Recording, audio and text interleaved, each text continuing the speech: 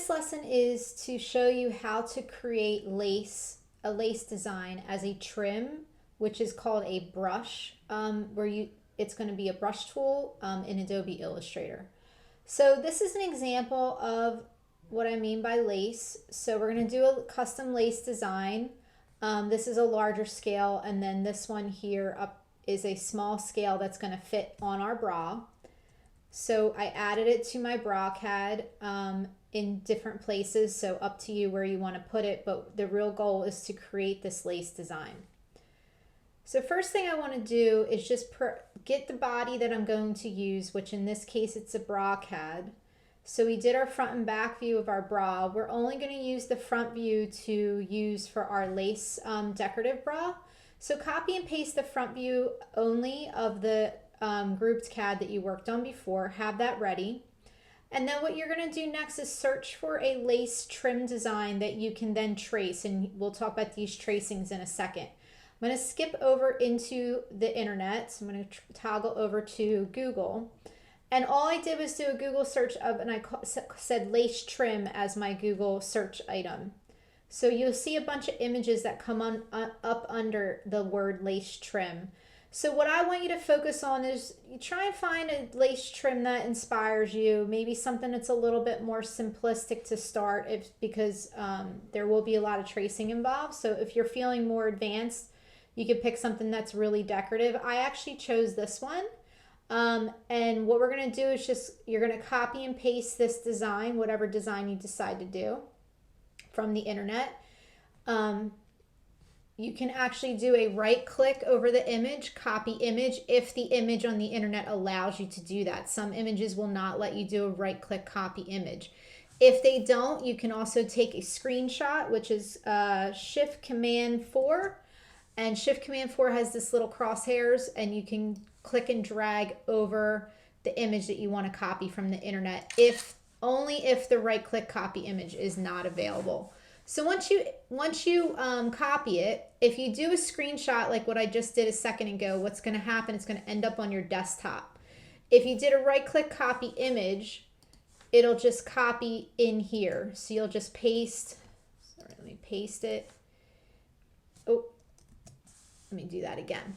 Right click copy image. You've right click copy image from the internet, you're just going to Command V to paste it in. And here's my image. If you pull it as a screenshot, let's move my windows over here for a second. If you did it as a screenshot, it's going to end up on your desktop somewhere, and you're just going to have to click and drag it into Illustrator. Okay, so just two different options, whether you right click copy image or screenshot. You just pull it into your Adobe Illustrator document that you're working with. If your lace trim is a very large photo like you see here, first thing we're going to do, you can see I only used a little segment of it. I'm only copying a small portion of this lace trim. Basically, all we're going to do is trace half of it. So find where the dividing line of this lace trim will be. If you had a ruler and you can cut it right through in the middle, where would that dividing line be on that lace trim? So you can see if I drew a line, I'm just going to draw an imaginary line right now. You don't need to do this, but just to show you obviously what I mean. That would be the middle section of this lace trim, because you can see all this decorative detail on here repeats itself again the same way on the other side. So this would be my dividing line, and I would only have to trace half of this lace detail. Once I trace that and draw that, then I'm going to copy, paste, object, transform, reflect to get the other side. So what I want to do is when I bring my photo in from the internet is I'm going to click on it, and I'm going to take the shortcut called Command 7 on your keyboard. Command 7 on your keyboard actually crops images for you, so it literally allows you to just crop the image out. If you want to crop backdrops out, it's a great tool to do that. So what I want to do is just be conscious of where my half of my drawing is. So let me zoom in a little bit more so you can see, because I only want to crop out the part that I need to draw. So here's my dividing line, red. And then there would be a half of the other part of so it's half of this motif of the lace and the other half is this. So if I just copy and crop out to this segment only, then all I have to do is draw just this part. So crop your image using Command 7. And then once you're done using Command 7, you just release the tool and now it's fully cropped. So that's what I did over here. You can see that I cropped the image. So when you crop the image and before you start tracing, let's do an object lock selection. Let's just lock it and let's make sure window layers that all your drawings of the lace are on layer 1. Layer 2, it was only reserved originally for our bra CAD, but we're gonna just do layer 1 for this, and we'll just lock the drawing for a second to trace over it. So you can see here, all I did was use the pen tool. The pen tool and the shape tool. So where there was obvious shapes like circles or things that were very square, perfect squares, I would use the shapes under here, the shape tools that that might be relevant to your lace design that you chose. But if there's shapes that are not easily defined by those geometric shapes under the shape tool, use the pen tool and just draw them freehand. So the only shape tool I used was the ellipse tool here for those circles, and that's if you hold down the rectangle tool, the ellipse tool is right there.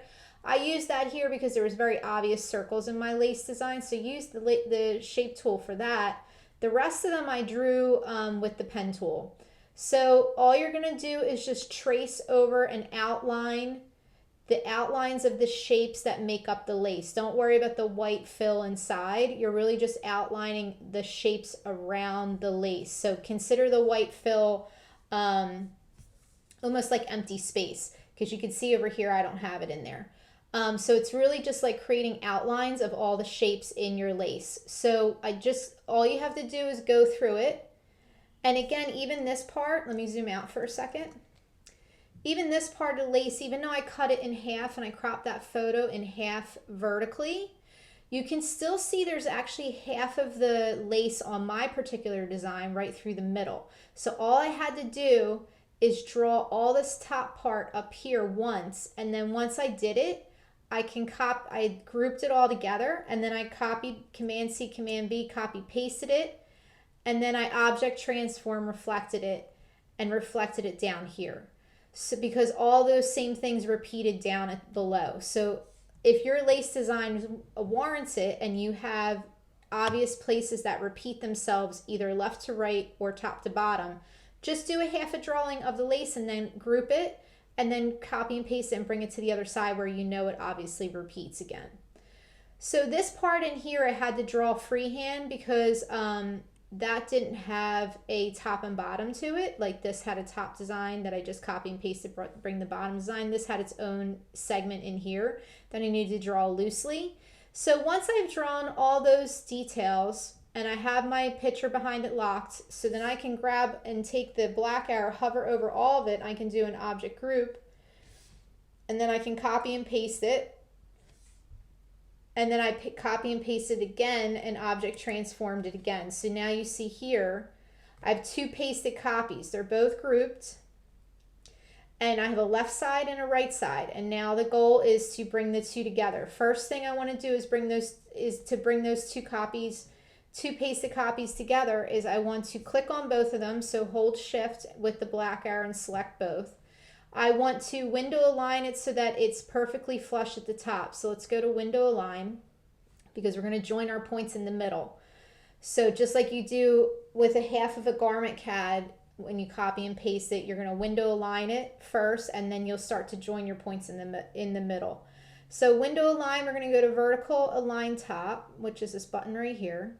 And that you can just see just lined up my two half of copies lined up perfectly flush at the top. So then you can actually just use the arrow keys on your keyboard, left or right, to kind of scoot it over. And again, I want to keep a little bit of a gap, you guys, because I want to make sure that I have areas inside the design. So small gap where I join points here and here. So you go through the whole entire design and you draw all the points in the middle. Join all the points in the middle. So here's my copy, two copies here, not fully joined yet, but they're brought in aligned, and they're aligned perfectly, but they have the little gaps where I need to join my points. take a look at your design after you have window aligned it and brought it pretty close together. Before you join the points, take a look at it and see if it needs any maneuvering. If you notice in here, this part of the lace design doesn't look right. So I actually need to go in and manipulate this section right here because this crossover detail does not crisscross perfectly. So that's going to be something I'm going to want to fix before I actually align and join all, before I actually join all the two half points together from the left side to the right side. So I'm going to want to fix that first. So if you have an area in your design doesn't look right, fix it first before you join your points on the two halves. So you can see I fixed it. I maneuvered all my lines in here. You can move things around and just maneuver them until the section that bothered you looks right. Once it does look right, now you get ready to join your points. Now I wish that we could just do a right click join on everything like we do with our half a garment CADs, but that's actually not going to work here because there's a ton of different points in this design. There's even points out here on the sides that are loose ended. They have nothing to join to. So if you try and do a right click join over the whole design, it's not going to let you join all the points because the illustrator is not going to know what points exactly you want it to join because there's a lot of open-ended points in places over here on the sides.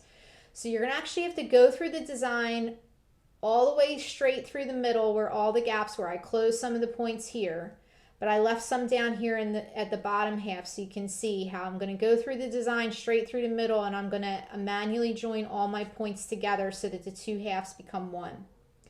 So in order to do that, it's just a click on one point at the end of the line, hold shift, click on the other point at the end of the line. You can do a Command J.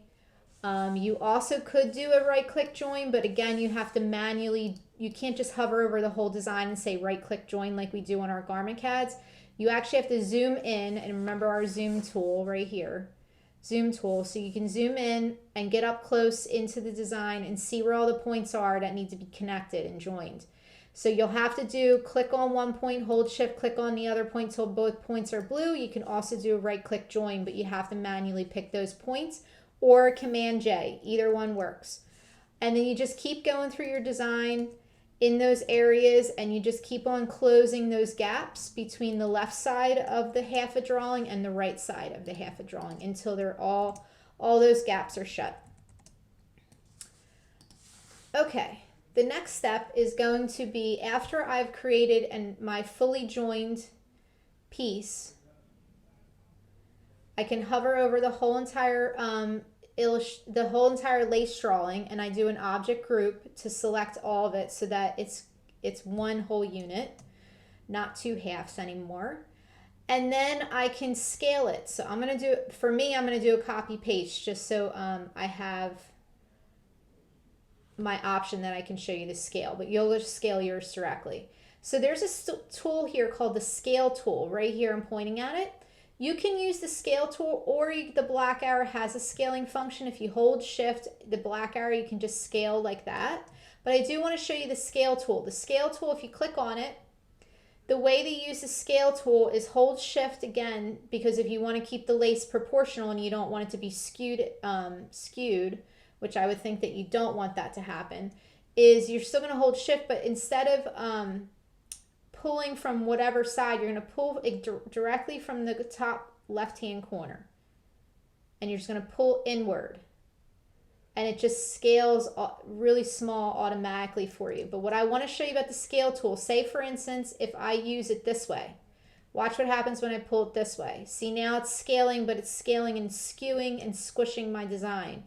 Watch me if I scale it this way. Now it's making it a little bit more squat looking. So really important when you use a scale tool, you can only really pull it from one side. You can only pull it from the top left-hand corner and pull it inward if you want to scale smaller. Pull it outward if you want to scale bigger. So you just got to be conscious of that, or otherwise it's going to skew your design. So you want to make sure you're always pulling from that left-hand corner when you use the scale tool. So all I did was just scale it really small, and you can see my little guy down here, my little lace design. I just scaled it really small because I know that I need a smaller lace design to use on my bra CAD. So once I have that smaller scale version, I'm going to go to window brushes, and this is when the actual lace becomes a trim, which in Illustrator will be used as a brush. The brush tool is what creates that look of a trim that you saw on the internet. So you can see lace is like a connecting lace pattern is kind of all weaved together to go along one horizontal plane, and it gets sewn onto the garment directly, but that's what we want this lace to look like. So that in order to get that look of one continuous horizontal repeat of a pattern, you use the window brush tool.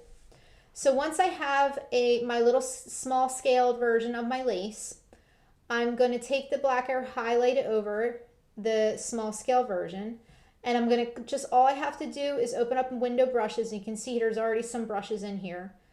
I'm going to just click and drag that little small scale lace into the window brushes. The new box pops up, says what kind of new brush do you want. In this case, I want something called a pattern brush. I'm going to hit OK. And now it's going to show you under pattern brush options how the lace is actually repeating. And you can see it's going on one continuous line. And that's what we want. So you really don't have to change anything in this box, except I'd like you to change your coloration method. I would like you to go to tints and shades.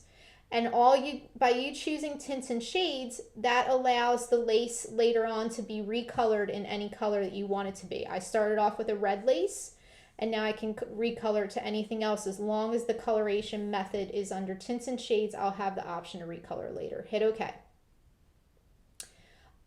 Now I already have my lace in here, so I didn't hit OK, but you would hit OK, and now all of a sudden you will see in the under window brushes, I have my lace brush in here. So all I have to do to show it repeat is I have to draw a stroke line. So all I did was just take the pen tool and draw one straight stroke line. And now I turn that stroke line into my brush. And you can see my brush there. So, and I had another brush in here before, so there's another brush. So all these things, all of my stroke lines, it's still a stroke line, by the way.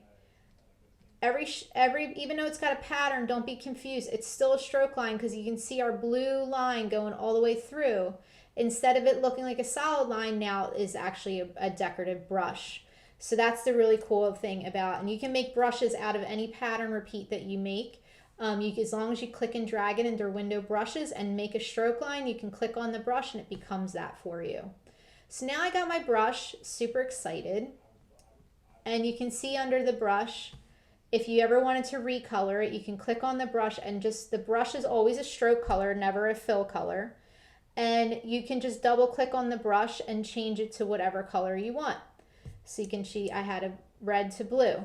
So all you would have to do that is just change the color in the stroke color box. And now to add the lace trim or brush. In real life, it's called a lace trim, but in Illustrator, it's the lace brush. Now I have two different scales of the lace brush. I have the original scale, and let me just click on that for a second. Let's open up window stroke, because when you start to apply it onto the design, like our bra CAD, you want to have window stroke open. So here's our original scale of our stroke lace brush. It's under a weight of 1 point, and you can see it's a lot bigger. So I want to make sure we keep a scale of that available so you can see more of the details, because it's a larger scale. Because when you start to shrink it down to fit our bra CAD, you lose that kind of up close detail that you get to see when it's a little bit bigger. So I want two different scales shown in this project. I want the 1 point stroke weight scale, and then I want the smaller scale that you used exactly on your bra CAD. So then to draw onto the bra CAD, all I have to do, I'm just going to take off one side to show you how I applied it. Just take the pen tool again, no fill, only a stroke color, and I just draw in the areas that I want the lace to appear. For in this case, I wanted the lace to be on around the cup edge, and then I go to window brushes. And that might still be open for you. Window brushes, and then I click on my brush, and here's the thing. Remember, my brush was created at a 1 point stroke weight. So all I have to do to make it small, like I have here, is I can go down to maybe a 0.25 might look nice, or a 0.5. It probably wouldn't go any taller than that in terms of the stroke weight. You're probably going to be somewhere in between these two numbers for your lace design. and it's all going to be dependent on your lace design in particular, but I think it's probably going to run into those two numbers. So I'm going to go to weight stroke 0.25 because I think that looks nice against the scale of my bra. And then you can see I did a stroke line here, and I added some more lace down at the bottom. So that's going to be our lace, our bra with our lace CAD. And this lace you can add to any other design later on, but we're just doing it on our bra for now. But that's the way you would put it on. And then just don't forget to, after you're done any CAD where you've added that brush onto it, hover over it and do an object group so that your CAD is, now it's a front view with lace on it, and it's all grouped together, and you can move it around the page together.